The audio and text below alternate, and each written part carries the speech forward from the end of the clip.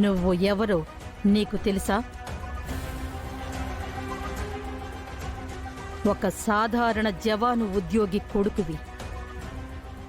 మీ నాన్న బతికుంటే నీ జీవితం ఎలా ఉండేదో ఏంటో, కానీ మీ నాన్న చనిపోయి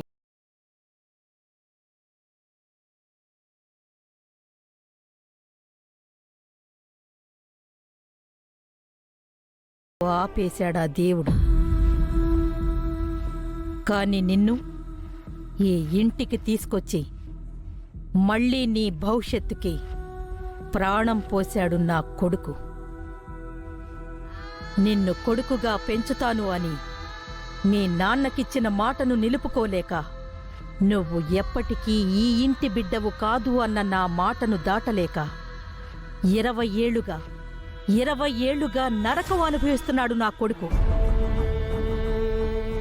ఇన్నేళ్లకి మీ నాన్నకిచ్చిన మాటను నిలబెట్టుకోవాలి అని, మీ నాన్న రుణం తీర్చుకోవాలి అని తప్పిస్తున్నాడు వాడు. ఎన్నాళ్ళు నిన్ను పెంచి పెద్ద చేసిన నా కొడుకుకి ఆ రుణం నుంచి విముక్తి కల్పించాల్సిన బాధ్యత కూడా నీ మీదుంది.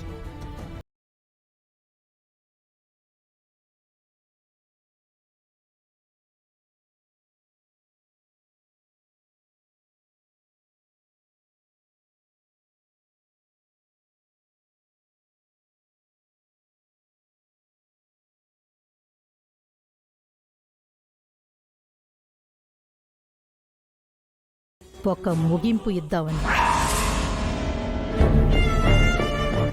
నా జీవితంలో గతం ఒక శాపం, ప్రస్తుతం ఒక నిజం. భవిష్యత్తుతో మీరు ముగింపిస్తాను అంటే అది వరంలా భావిస్తాను. వరం? నిజంగానే వరం. అదేంటో తెలుసా?